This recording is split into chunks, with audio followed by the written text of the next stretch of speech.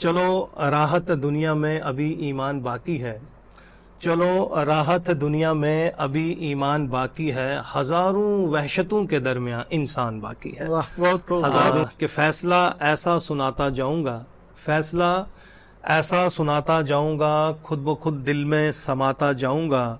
मैं सफाई तो नहीं दूंगा कोई, मैं सफाई तो नहीं दूंगा कोई, जो है सच बस वो बताता जाऊंगा।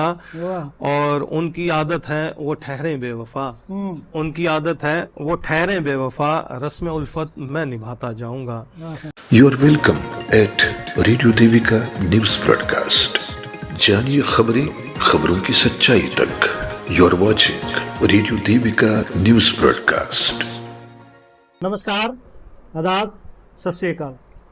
प्रोग्राम गुफ्तगू में आप सबका स्वागत है, इस्तकबाल है। दोस्तों, आज की कड़ी में हम आपको जिस शख्सियत से मिलवाने जा रहे हैं, पेशे से प्रोफेसर हैं और शौक़ से बड़े ही खूबसूरत शायर, अफसाना नगार प्रोफेसर इरफान आरिफ। इरफान आरिफ के बारे में बता दूं तो ज़िला पुंछ से वाबस्तगी रखते हैं और इन दिनों डिग्री कॉलेज रियासी में बतौर प्रोफेसर खिदमतें अंजाम दे रहे हैं। तो आइए उनसे बातचीत करते हैं, थोड़े से उनके हालात ज़िंदगी के बारे में जानेंगे, उनके अदबी सफ़र के बारे में जानेंगे। तो सबसे पहले इरफान भाई, आपका बहुत बहुत स्वागत है, खैर मक़दम है। शुक्रिया, बहुत बहुत शुक्रिया। बहुत अच्छा लगा ये प्रोग्राम जब आपने गुफ्तगू इसको नाम ही दिया है। तो गुफ्तगू को लेके जाहिर सी बात है आपने इब्तदाई ज़िंदगी के बारे में बताया है और आपने जैसे पहले ही बता दिया कि मैं ज़िला पुंछ, सरहदी इलाका ज़िला पुंछ से ताल्लुक़ रखता हूँ। मेरी इब्तदाई तालीम भी पुंछ में ही हुई है। पुंछ के मिडिल स्कूल, गवर्नमेंट और गवर्नमेंट ही हायर सेकेंडरी और गवर्नमेंट डिग्री कॉलेज में तालीम हासिल करने के बाद मैं हायर एजुकेशन के लिए जम्मू आया। तो उसके बाद मौके मिलते रहे, जॉब भी मैंने की है। यहाँ पहुँचने से पहले मुझे पटवारी की जॉब भी मिली। उसके बाद मैंने communication assistant language promotion cell 3 साल मैंने बाबा गुलाम शाह बादशाह को भी दिए हैं। उस बीच में यहाँ आने से पहले मैं बतौर लेक्चरर उर्दू के भी कोई 7-8 साल जो है वो अंजाम दे चुका हूँ खिदमत। अब मैं हायर एजुकेशन में भी ये मेरा 8वां साल है। तो ये मुख्तसर सा तारुफ है और गुफ्तगू हमने अदब पे करनी है, बच्चों से कुछ बातें करनी है। बहुत अच्छा लगा आपने ये आपका एक शेर था कि चलो राहत है अभी दुनिया में। जी जी जी, वो शेर करेंगे? वो था कि बिल्कुल बिल्कुल वो शेर आपके ही स्केच पे जब आया था तो बड़ा अच्छा लगा था। चलो राहत दुनिया में अभी ईमान बाकी है, चलो राहत दुनिया में अभी ईमान बाकी है। हजारों वहशतों के दरमियान इंसान बाकी है। वाह, बहुत खूब। हजारों वहशतों के दरमियान इंसान बाकी है। और इस गजल के अगर आप चाहे तो मैं कुछ शेर और आपको सुना सकता हूं, क्योंकि वाकई जब ये शेर कहे गए थे तो मेरे बहुत से दोस्तों ने अच्छा समझा और इस गजल की फरमाइश करते रहे।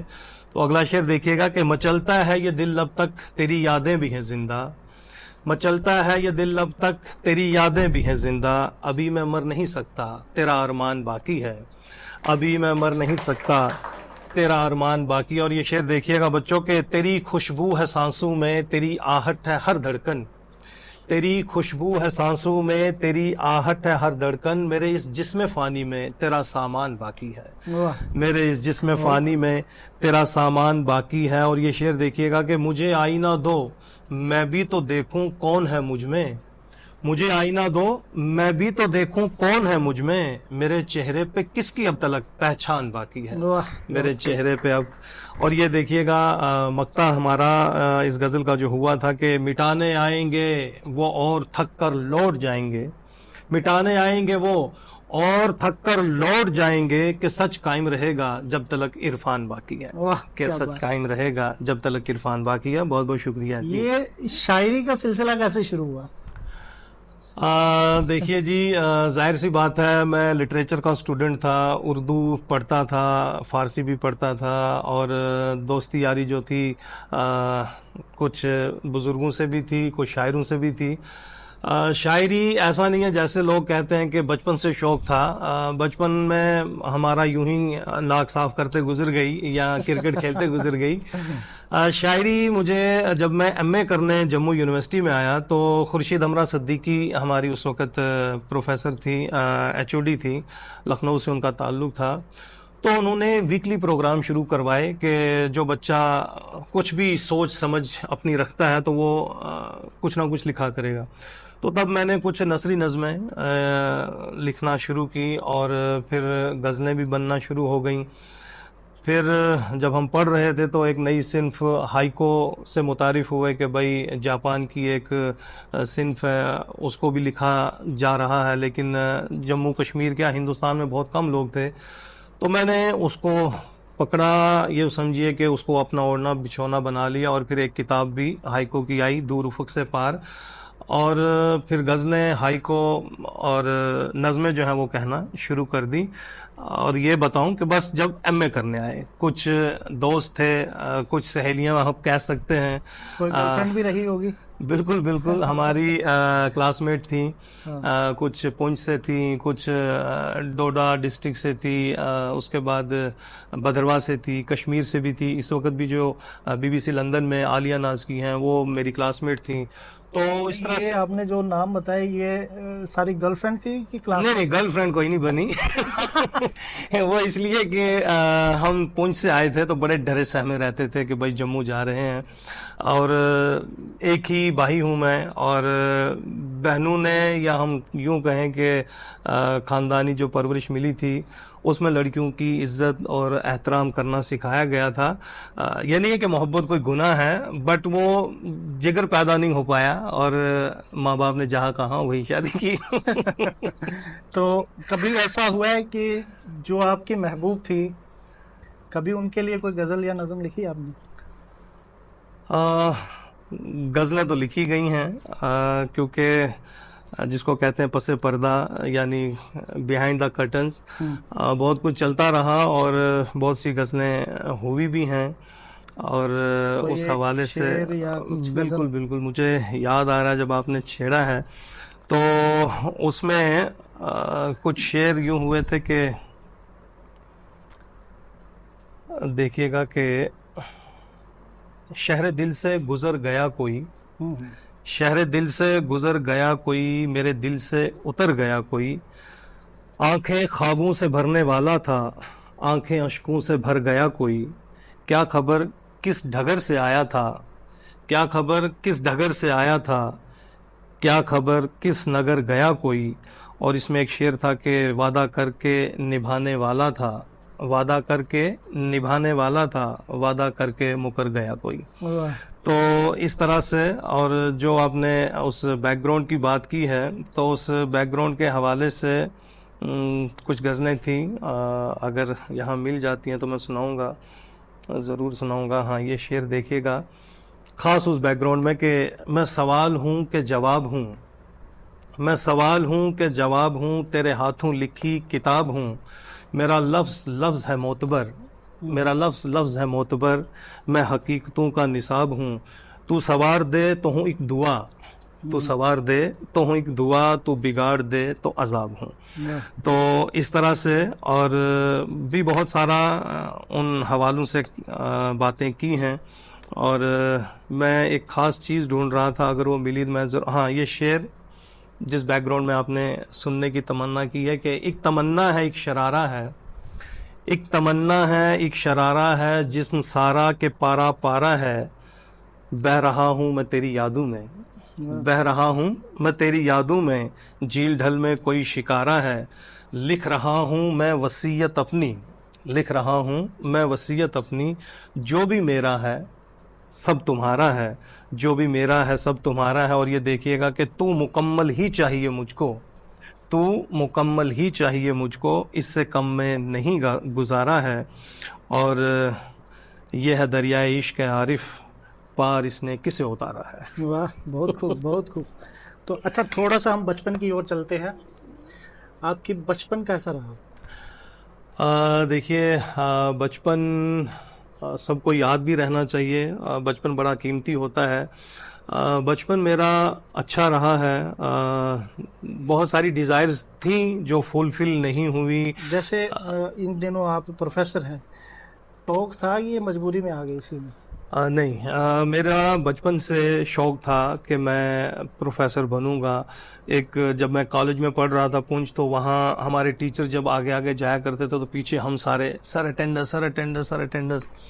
तो मुझे लगा कि यार ये पेशा बहुत बड़ा पेशा है, कोई इतनी पीछे मतलब दुनिया हमारे रहती है। और इसके लिए फिर वही है कि जितने भी मैंने इम्तिहानात दिए हैं, कभी किसी इम्तिहान में मैं फेल नहीं हुआ, अच्छे नंबरात हासिल करता रहा। और मन में ये था कि मुझे कॉलेज आना है, और जो ही मेरा एमए क्लियर होता है उसी साल मुझे पुंछ में ही एज ए कॉन्ट्रेक्चुअल काम करने का मौका मिला। और ना जाने क्यों मुझे वो सपना एक हकीकत हुआ नजर आया। मैं चल रहा हूँ और मुझे कुछ बच्चे कह रहे हैं, सर सर सर प्लीज मैं लेट आया था सर, मेरी अटेंडेंस। मुझे लगा कि ये कुछ हुआ है मेरे साथ कहीं। तो जो चाहे तो वो इंसान कर पाता है, और मैं बाई चॉइस जो है मैं यहाँ आया हूँ। अभी मैंने आपको कहा कि मुझे पटवारी का भी मतलब एक अच्छा जॉब है वो, मुझे उसमें भी ओपन कैटेगरी में सिलेक्शन हुई, मैंने वो नहीं किया। फिर मैं यूनिवर्सिटी में ही कम्युनिकेशन असिस्टेंट नहीं बना रहा, मैं +2 लेवल का लेक्चरर ही बना नहीं रहा। मुझे जब जब अच्छी अपॉर्चुनिटी, मेरा वो टारगेट था कि मैं प्रोफेसर बनूंगा, तो मैं आज अपने बच्चों के सामने इस कोशिशें करता हूं कि कुछ कर पाऊं, कुछ इनको दिखा पाऊं। इन दिनों आपने कुछ ऐसा लिखा कि जिससे नौजवान पीढ़ी या बच्चे, स्टूडेंट्स शायरी और अदब की तरफ मुतासिर हों? बिल्कुल, बहुत कुछ लिखा भी जा रहा है वरुण भाई। इस वक्त अगर आप देखें, हमारे बच्चे जो हैं लिटरेचर से थोड़ा दूर बेशक हैं, लेकिन लिटरेचर पढ़ रहे हैं। जब से ये एनईपी आया है, ना चाहते हुए भी, चाहे वो साइंस स्ट्रीम का है, आर्ट स्ट्रीम का है, नॉन मेडिकल का है, वो कहीं ना कहीं उर्दू, हिंदी, डोगरी, पंजाबी, कोई ना कोई लैंग्वेज वो ज़रूर पढ़ता है। तो हमने भी कोशिश की है बच्चों के लेवल तक जाके कुछ चीज़ें लिखने की। मैंने अफसानों में ये चीज़ें उभारने की कोशिश की है, बच्चों को उनका हाल या कहूँ कि उनका फ्यूचर दिखाने की कोशिश की है कि आप किस तरह से सोच सकते हैं, किस तरह से बन सकते हैं। क्या लगता है कि आने वाले वक्त में जम्मू कश्मीर का मतलब अदब के हवाले से बात की जाए तो कैसा सूरत हाल रहेगा? बहुत अच्छा है, बहुत अच्छा है। कभी मायूस ना मैं हुआ हूँ, ना मैं अपने बच्चों को मायूस करना चाहता हूँ। ये सोच पे डिपेंड है। अगर बच्चों की सोच जो है अच्छी है तो वो अच्छा लिटरेचर पढ़ेंगे। बच्चों की सोच अगर अच्छी है तो वो अच्छी चीज़ों में इन्वॉल्व होंगे। बहुत सारी ऐसी इस वक्त गेम्स हैं जो बच्चे खेल रहे हैं, और ना सिर्फ इंडिया बल्कि वर्ल्ड लेवल पर अपने आप को मनवा रहे हैं। तो मैं तो यही कहूँगा कि बच्चे जब पढ़ते हैं, उसी पढ़ने के ही दौरान उनको बहुत सारे मौके मिलते हैं। कुछ बच्चे ऐसे होते हैं जो घर बैठ जाते हैं तो उनको मौके नहीं मिलते। तो मैं अपने बच्चों को ये ज़रूर कहूँगा कि आप स्टडी कंटिन्यू रखें। यहीं से आपको इतने मौके मिलेंगे कि आप वॉलीबॉल, इस वक्त आप देख रहे होंगे हमारा पुंछ का एक लड़का वर्ल्ड लेवल पे खेल रहा है। हमारे बहुत सारे बच्चे जो इस वक्त आईपीएल में, बच्चे तो नहीं कहूँगा, यानी हमारे जम्मू कश्मीर के आईपीएल खेल रहे हैं। हमारे ही यहाँ के नौजवान इंडस्ट्री में काम कर रहे हैं। हमारे ही यहाँ के लोग बहुत अच्छी एल्बम्स बना रहे हैं। लियाकत जाफरी जैसा नाम आप देख रहे होंगे, वर्ल्ड में एक फेमस नाम बन चुका है। काबुल बुखारी नाम बन चुका है, सकलैन नाम बन चुका है। अब्दुल समद हो या उमरान हो, और बहुत सारे, परवेज रसूल है, या इंडस्ट्री में केएल सहगल आप जानते होंगे, जिसके नाम से हमारी जे&के academy of art culture and languages बनी है। तो बम्बई में उनके बहुत सारे जो हैं फोटोग्राफ्स भी हैं, उनकी शायरीज भी हैं। तो हमारे यहाँ अगर बच्चा चाहे तो बहुत सारी चीज़ों में इन्वॉल्व होके अपना कैरियर भी बना सकता है, अपनी पहचान भी बना सकता है। बहुत अच्छी बात कही नौजवान पीढ़ी के लिए। तो बहुत सारे कुछ बच्चे, स्टूडेंट्स यहाँ पे मौजूद भी हैं। तो हम चाहेंगे कि अगर कोई ऑडियंस में बच्चा कोई सर से सवाल करना चाहे तो वो भी कर सकता है। बिल्कुल बिल्कुल बिल्कुल। जी, आपका नाम? मेरा नाम करण है। करण भाई, आप क्या पूछना चाहते हैं? सर मैं ये पूछना चाहूँगा कि सर को इतना मतलब उर्दू में इंटरेस्ट कैसे बढ़ा है, इतने मतलब ज़्यादा हाई लेवल पे कैसे गए हैं? उर्दू में इंटरेस्ट कैसे बढ़े? हाँ, बहुत अच्छा। देखो करण, जैसा कि आप एनसीसी के बहुत अच्छे कैडेट भी हो और उर्दू आपने रखा है, लेकिन इंटरेस्ट अगर कम है तो इंटरेस्ट कैसे बढ़ेगा? देखिए, उर्दू हमारी लैंग्वेज है। हमारी से मुराद हम हिंदुस्तानियों की ज़ुबान है, और जो ज़ुबान आप बोल रहे हैं उसी में आप सोचें, क्योंकि जब हम अपनी ज़ुबान में सोचते नहीं हैं तो फिर हम अच्छा कुछ कर नहीं सकते हैं। जो भी आप यहाँ बच्चे बैठे हैं, जो भी आपकी मादरी ज़ुबान है, मदर टंग है, मातृभाषा है, उसमें आप सोचें। आप इंग्लिश में सोचना मत शुरू किया करें कि मैं, ठीक है इंग्लिश बोलने के लिए इंग्लिश सोचना भी ज़रूरी है, लेकिन जब आप कुछ क्रिएटिव वर्क करना चाहते हैं तो उसमें आप उर्दू में ही सोचें। उर्दू में अपने ख़यालात को बढ़ावा देने की कोशिश करें कि मैं अगर सर से पूछूं तो क्या पूछूं, अगर मैं अपने दोस्त को पूछूं तो कैसे पूछूं। तो वो जो वोकैबुलरी है आपकी इम्प्रूव होगी। और उर्दू, जैसे मैंने कहा कि ये हिंदुस्तानी ज़ुबान है, हिंदुओं की ज़ुबान है, हम सब की ज़ुबान है, ठीक है ना। तो इसको इसलिए भी पढ़ना है कि ये हमारी लैंग्वेज है, इसका इतिहास बहुत पुराना है, इसके अंदर लिटरेचर बहुत बहुत ज़्यादा है। हमारी रामायण, महाभारत, ग्रंथ, जितनी भी हमारी धार्मिक किताबें हैं, उनको ट्रांसलेट भी किया जा रहा है उर्दू में, और चाहे वो संस्कृत में थी उर्दू में आई, अरबी में थी उर्दू में आई, पर्शियन में थी उर्दू में आई। उर्दू हम हिंदुस्तानियों की एक पहचान बन चुकी है, क्योंकि उर्दू सिर्फ ज़ुबान नहीं, ये हमारा कल्चर है, ये हमारी तहजीब है। तो इसमें इंटरेस्ट ऐसे आ सकता है कि आप अपने कल्चर को ज़रूर देखें, आप अपनी तहजीब को ज़रूर देखें, आप अपने एटमॉस्फेयर को देखें, आप लोगों से उर्दू में बात करें, ठीक है ना। आप के लिए ज़रूरी है कि आप उर्दू में सोचें, ठीक है ना। और सबसे बड़ी बात है कि जब आपकी वोकैबुलरी इंप्रूव होगी, जब आपका विजन थोड़ा क्लियर होगा, तब आप बातें भी अच्छी करोगे, ठीक है ना। थोड़ा बोलना सीखो, थोड़ा सवाल करना सीखो। जब आप सवाल करना सीखोगे, बोलना सीखोगे, तो आपको हर वो ज़ुबान आएगी जिसको आप सोच रहे थे, ठीक है। तो सोचना पहली शर्त है। कोई और भी सवाल पूछना चाहता है तो? ये बच्ची। सर, मेरा नाम दिया है। मेरा ये क्वेश्चन है कि मतलब कि आप मतलब एज अ प्रोफेसर भी हो और शायरियाँ भी लिखते हो, तो आप इन दोनों को किस तरीके से मैनेज करते हो, मतलब अपना एकेडमिक वर्क भी और पोइट्रीज वगैरह भी? Thank you, thank you. बहुत अच्छा सवाल। और ये वाकया ज़िंदगी से बहुत ही मतलब जुड़ा हुआ सवाल है। देखिए, हर इंसान के अंदर बहुत सारे इंसान होते हैं, ठीक है ना। यानी एक माँ है तो वो बेटी भी है, वो बीवी भी है, वो किसी की सहेली भी है। तो इसी तरह अगर मैं उस्ताद हूँ तो मेरे अंदर बहुत सारे शेड्स हैं। तो आपको तसल्ली कहाँ मिलती है? मैं दिन में अगर पढ़ाता हूँ तो रात में पहले सोचता हूँ कि कल मैंने क्या पढ़ाना है, ठीक है ना। जब वो एक फ्रेम वर्क पूरा हो जाता है तो फिर मेरी अपनी भी एक अंदर की एक क्रिएटिविटी जन्म लेना चाहती है, मेरे ख्याल हैं। मैं उन ख्यालों को लफ्ज़ों में पिरोने की कोशिश करता हूँ। और सोना, मैंने पहले ही कहा कि जब आप अपनी थिंकिंग को इम्प्रूव करोगे तो आपके अंदर ना बहुत सारी शेड्स आएंगी। आप बहुत अच्छी यानी स्टोरी लिख सकते हैं, आप गज़ल लिख सकते हैं, आप गीत लिख सकते हैं। तो वो कब होगा? जब आप का विजन थोड़ा सा ब्रॉड होगा। होता क्या है कि मुझ जैसे और भी बहुत सारे हैं जो सुबह निकलते हैं, कॉलेज आएंगे और बस यहाँ वर्क हुआ तो अच्छी बात है, ना हुआ टाइम पास कर दिया, घर गए, सो गए। लेकिन अगर आपका विजन क्लियर है, आपको पता है कि मैं इस दुनिया में आया हूँ, मुझ जैसे और भी बहुत सारे हैं जो यूं ही आए, अपनी ज़िंदगी गुजार के चले गए। अगर नाम बनाना है तो उसके लिए काम करना है।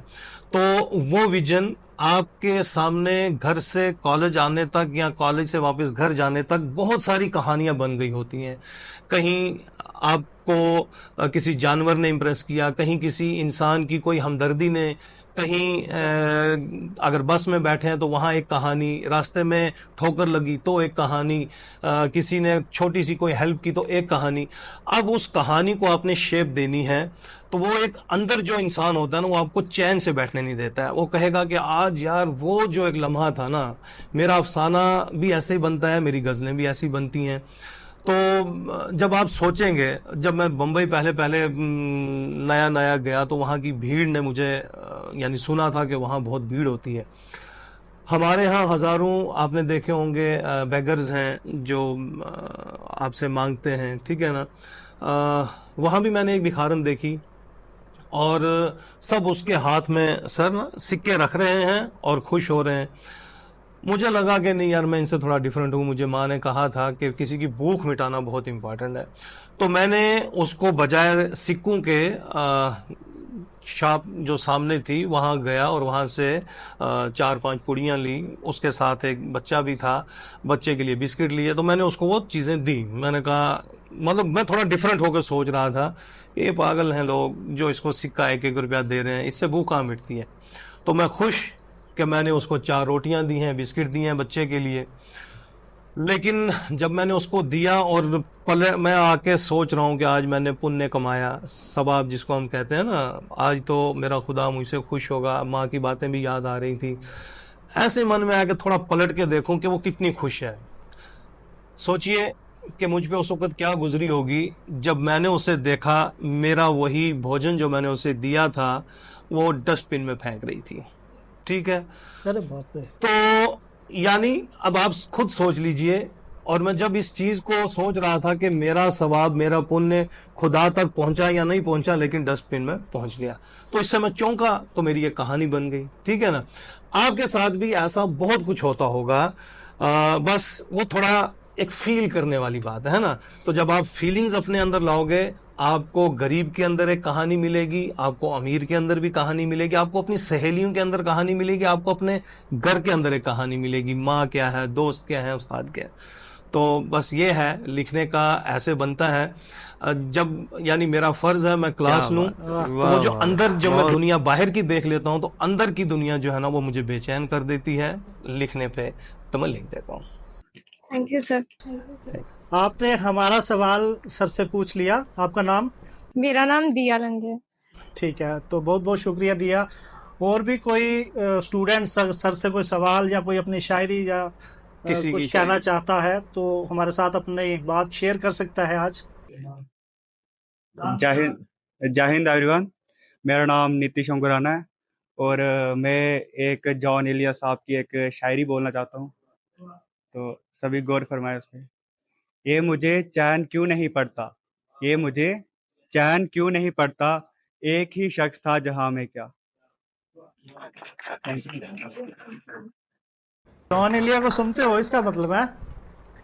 देखिए जी, हमारी नई नस्ल जो है, बहुत सारे ऐसे शायर हैं जो इस वक्त वर्ल्ड लेवल पर फेमस हो चुके हैं, और नया थॉट, नया विजन, नई सोच हमारे बच्चों के अंदर है, पसंद कर रहे हैं। मैंने कहा कि ये खेल में भी उतने ही अच्छे होंगे, आप देख लीजिए, ये फील्ड में भी उतना ही अच्छा वर्क करते हैं। इनके अंदर का इंसान जो है वो शायरी भी पसंद करता है। तो ये एक फितरी होता है, बच्चे, नेचुरल होता है। जब आप अच्छे हैं तो आप अच्छी सोच, अच्छी चीज के नजदीक जाना पसंद करते हैं। आप एक अंजुमन से भी वाबस्तगी रखते हैं, उसके बारे में बताएं। जी जी, वरुण भाई, जैसा कि देखिए वक्त बदलता रहता है, हालात बदलते रहते हैं। जब मैं +2 में था तो +2 में उर्दू का लेक्चरर था, तो जाहिर सी बात है हमारे जम्मू कश्मीर में उस वक्त जो है उर्दू हमारी सरकारी ज़ुबान थी। आज सरकार ने हमारी हिंदी के साथ साथ उर्दू, कश्मीरी, डोगरी और पंजाबी को भी अहमियत दी है।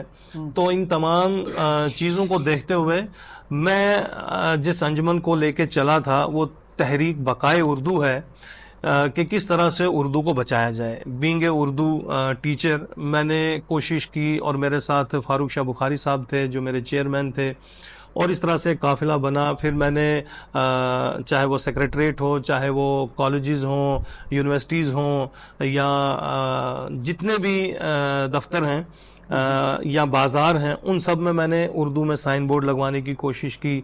मैंने कहा कि जैसे सेंटर में इंग्लिश के साथ साथ हिंदी होती है, तो हमें भी चाहिए कि हम हमारे यहाँ हिंदी, उर्दू और इंग्लिश तीनों लैंग्वेजेस में हमारी कोई भी नोटिफिकेशन जब आती है, क्योंकि यहाँ की पॉपुलेशन ज़्यादा उर्दू नोइंग थी, तो उसमें बहुत अच्छा रिस्पांस मिला।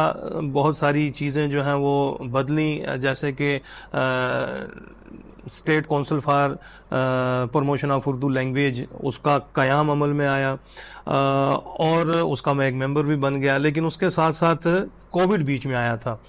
उस कोविड के वक्त में जहां हर चीज को छूना, यानी बाप माँ बेटा बीवी सब रिश्ते यानी भूल चुके थे, जिंदगी सिर्फ अपनी इंसान बचा रहा था। यानी बेटा माँ से नहीं मिल पा रहा है, माँ बच्ची से नहीं मिल पा रही है। तो उस आलम में अगर किसी ने बचाया है इंसान को तो वो लिटरेचर ने। और ख़ास करके अगर मैं अपनी बात करूं तो मैंने उस पूरे अरसे में यानी 2 साल लगातार जो है ऑनलाइन प्रोग्राम्स किए। आप भी उसका हिस्सा बने थे, मुझे याद है। वर्ल्ड में जहां जहां उर्दू है वरुण भाई, जहां जहां उर्दू है, मैंने ऐसा कोई मुल्क नहीं है जहां उर्दू कोई नॉन हो मैं उस तक ना पहुंचाऊं। चाहे मिस्र हो, कतर हो, कनाडा हो, ऑस्ट्रेलिया हो, साउथ अफ्रीका हो, जापान हो, यानी ऐसा मैं किसका नाम लूं, मैं जर्मनी हो, हर मुल्क के अंदर जहां कोई उर्दू जानने वाला था मैंने उनसे इंटरव्यू किया। सब वक्त देते रहे क्योंकि उस वक्त बस यही एक सहारा था कि हम किसी को सुन रहे हैं, हम किसी को अपनी सुना रहे हैं। बहुत अच्छी बात है। उन दिनों हम भी कुछ प्रोग्राम करते रहते थे, तो उन दिनों मैंने ही आपके एक प्रोग्राम में हाइकू सुना था आपका। तो मैं चाहूंगा कि आज भी बच्चों को कुछ हाइकू सुनाए जाएं। बच्चों को शायद ये पता नहीं होगा। बच्चों, हाइको हमारी जैसे गजल होती है, त्रिवेणी होती है, गीत होते हैं, तो वैसे ही एक हाइको जो है सिन्फ है। यानी हाइको एक क्या कहते हैं इसको, हाइको 3 लाइनों में कही जाने वाली एक मैं कहूँगा कि सिन्फ है, एक जेंडर या आप कहेंगे कि एक कहानी है, ठीक है ना, एक रिदम है। किसी तरह से आपको अपना ख्याल दूसरों तक पहुंचा सकते हैं। उसके लिए आपको कुछ बेसिक जो है वो पता होना चाहिए। इसके लिए 3 लाइनों में वर्ड्स का जो यानी तोड़ना है, ठीक है ना, उसको हम अरकान कहते हैं, आप उसको मात्राएं कह सकते हैं, वो 17 होनी चाहिए। पहले में 5, दूसरी में 7, तो तीसरी में फिर से 5, तो 5, 7, 5 मिल के जो है एक हाइको बनता है। और उसमें आप किसी भी तरह का टॉपिक बयान कर सकते हो, नेचर के रिलेटेड, धर्म के रिलेटेड, एजुकेशन के रिलेटेड, सियासत के रिलेटेड, समाज के रिलेटेड, कुछ भी आप कह सकते हैं। तो मैंने 2-4 जो कहने की कोशिश की है। लेटेस्ट अगर आप व्यू में देखें, हमदे इलाही कर, यानी जब आप इसको टुकड़ा करेंगे, हमदे इलाही कर, हद से बढ़कर ए नादा अपना धामन भर। अब आप देखिए थोड़ा आपके टेस्ट का कि धरती है बंजर, धरती है बंजर, इसलिए तो दहका ने बीजे हैं पत्थर। दहका होता है जो काम करने वाला है। तो जब धरती बंजर थी तो उसने भी उसी के टेस्ट का यानी पत्थर बीजे। तो अब जाहिर सी बात है जब ऐसी खेती बाड़ी करोगे तो मिलेगा क्या। बहुत को बहुत अच्छी बातें बताई। अब कोई आखिर में एक आप कोई अपना शेर जो खासकर नौजवान पीढ़ी के लिए हो। जैसे देखिए सबके अंदर रहता है कि मैं मतलब एक अच्छा शायर बनूं, मेरी कोई पहचान बने। तो मेरे बहुत सारे शेर हैं, लेकिन ये शेर मुझे अच्छा लगता है और मेरे बच्चों को भी अच्छा लगेगा कि और मेरी ये पहचान भी है, बीइंग ए उर्दू टीचर और बीइंग ए इंडियन। दोनों एतबार से आप देखिएगा कि मेरी जिंदगी मेरी आन है, मेरा मुल्क ही मेरी शान है। मेरी जिंदगी मेरी आन है, मेरा मुल्क ही मेरी शान है। ये मेरी ज़मीं मेरा आसमां, यही जिस्म है यही जान है। यूं तो मेरे मुल्क अजीज में है हजारों रंग की बोलियां, यूं तो मेरे मुल्क अजीज में है हजारों रंग की बोलियां। मेरा हर जुबान से है राब्ता, मेरा इश्क उर्दू जुबान है। वाह, मेरा हर जुबान से है राब्ता, मेरा इश्क उर्दू जुबान है। आखिरी सवाल, नौजवान पीढ़ी के लिए आप क्या मैसेज देना चाहेंगे आप इस प्रोग्राम के हवाले से? मैं इस प्रोग्राम के हवाले से अपने तमाम दोस्तों को और ख़ास करके नौजवानों के हवाले से आपने बात की है। देखो, मैं यही कहना चाहूँगा कि आप लिटरेचर के साथ जुड़ें, चाहे वो हिंदी है, उर्दू है, डोगरी है, उर्दू है, या आपकी जितनी भी मदर टंग्स हैं। गोजरी का लिटरेचर भी हो रहा है, पहाड़ी का भी हो रहा है। हर जुबान आपको अदब नवाज बनाती है, आपको वेल डिसिप्लिन्ड, वेल मैनर्ड बनाती है। तो मेरा बच्चों से खास करके ये रहेगा कि आप हर ज़ुबान सीखिए, पढ़िए, लेकिन हिंदुस्तानी ज़रूर पढ़िए। मेरी हिंदुस्तानी से मुराद उर्दू ज़ुबान है, इसलिए कि उर्दू, पहले ही मैंने कहा कि ये सिर्फ ज़ुबान नहीं है, हमारा कल्चर है, हमारी तहज़ीब है, हमारा ओढ़ना बिछोना है, हमारे असलाफ, हमारे फोर फादर्स की ये लैंग्वेज है। और कोशिश करें कि जो भी अपने आसपास आप देख रहे हैं, जो फील कर रहे हैं, उसको आप अपने लफ्ज़ों के ज़रिए किसी भी सूरत में आप पहले ही कहोगे कि मेरा बेस्ट अफसाना बन जाएगा, नावल हो जाएगा, मेरी कविता हो जाएगी, गीत हो जाएगा, कोई ना कोई फॉर्म अडॉप्ट हो जाएगी। ये मैं गारंटी से कहता हूँ। आप सिर्फ लिखें, आप जो फील कर रहे हैं उसको लिखिएगा। जब तक आप जो फील कर रहे हैं वो लिखेंगे नहीं, तो आपका इतना अच्छा थॉट जो है वो आपके साथ ही चला जाएगा। तो मैं नहीं चाहता कि आपके सुंदर विचार, आपके थॉट्स, आपकी सोच आपके साथ चली जाए और वहाँ आपको सवाल होगा कि आपने क्या दिया।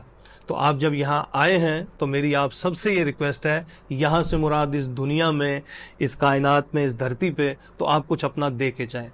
आप अपना बेस्ट दे के जाएं, अपनी सोच दे के जाएं, अपने विचार, अपनी थिंकिंग्स को शेयर करके जाएं कि मेरे मन में ये था, मेरे मन में ये है, मैं ये चाहता हूँ या चाहती हूँ। अगर आप ऐसे ही चले गए तो हम ना जाने कितनी अच्छी जिंदगी जीने से रह जाएंगे, हम ना जाने कितने अच्छे आइडियाज से जो क्रिएट हो सकते थे, अच्छे हीरे हमें मिल सकते थे, अच्छी कोई कहानियां मिल सकती थी, कुछ अच्छे एक्सपेरिमेंट्स हो सकते थे, लेकिन आपने शेयर नहीं किए, तो उससे हम महरूम रह जाएंगे, हमारी आने वाली नस्लें रह जाएंगी। तो मैं चाहूँगा आपके इस प्लेटफॉर्म के ज़रिए मैं अपने बच्चों को, अपने नौजवानों को, अपने दोस्तों को ये ज़रूर कहूँगा कि वो ज़रूर फील करें, वो ज़रूर सोचें, और जो सोचें उसको किसी ना किसी तरह से लफ्ज़ों के ज़रिए, कहानी की सूरत में, नज़्म की सूरत में, गीत की सूरत में, बस आप लिख दें। फैसला क्रिटिक करेंगे। मैंने पहले ही कहा है, आप कितना अच्छा मास्टरपीस भी दें, वो उसमें से भी कुछ ना कुछ निकाल देते हैं। तो आप ज़रूर दीजिए। मुझे खुर्शीद हमरा सिद्दीकी का वो यानी जुमला याद है कि बेटा, मैंने कहा मैम ये कुछ लिखा है, तो उन्होंने कहा क्या है, मैंने कहा जी मुझे खुद नहीं पता। तो उसने कहा था ये नसरी नज़में हैं। तो छोटी छोटी चीज़ें थी, तो ये नसरी नज़में हैं, इनको आप लिखो। तो फिर उन्होंने मतलब वीकली प्रोग्राम शुरू किया था।